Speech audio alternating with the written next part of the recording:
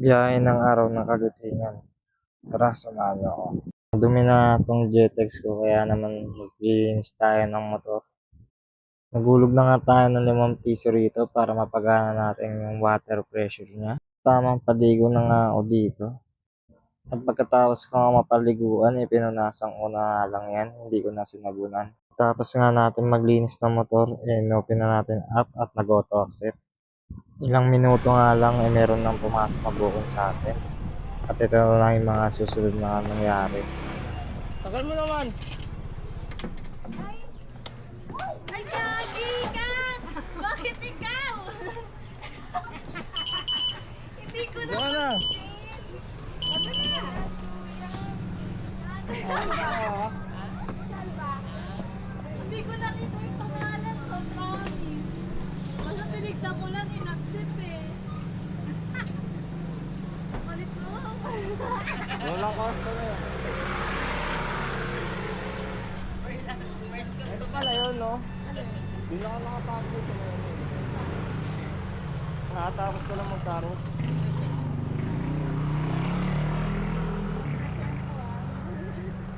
Hindi ko nakita yung pangalan. Hindi mo tinitignan. Libre ka pa ng pamasahe. Nakapakakuha. Sama na ni Papa. Hindi ba ito si Papa yan? Iya.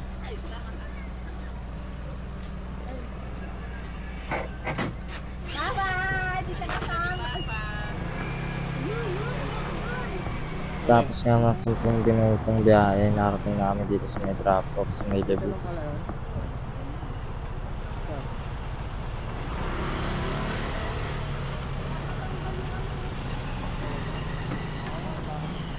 Wag ako.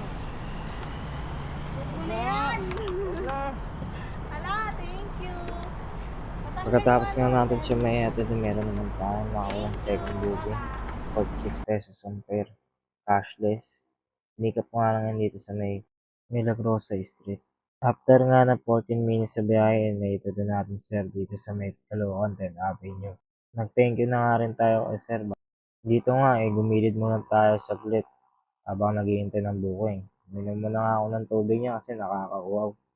Habang naghihintay nga ako ng booking, pumunta muna ako dito sa SYM Caloocan, kung saan dati ako nagtatrabaho dito. Dito nga pala yung gwapong mekaniko namin.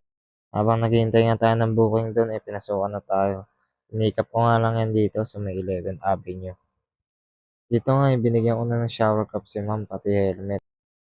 Nakasayon na nga dyan si ma'am at tinanong ko nga kung okay na siya para nakalas na kami. Drop off nga pala ni ma'am dito sa may Farmer Plaza, Cubao. 20 pesos yung ampere ni ma'am pero nagbigay siya ng 150. Kaya naman nag-thank you tayo kay ma'am. Halos isang oras nga rin tayo naghintay ron, wala talagang pumasok na booking kaya naman umuwi na ako. Pag-uwi ko nga meron akong nakitang dalawang pogi na makulit. Ayan, nagtuwan-tuwa pa nga siya dyan. Sobrang tumal ng biyahe kaya naman talagang umuwi na ako, hindi na ako nagdalawang isip. Bawi na lang bukas, gar.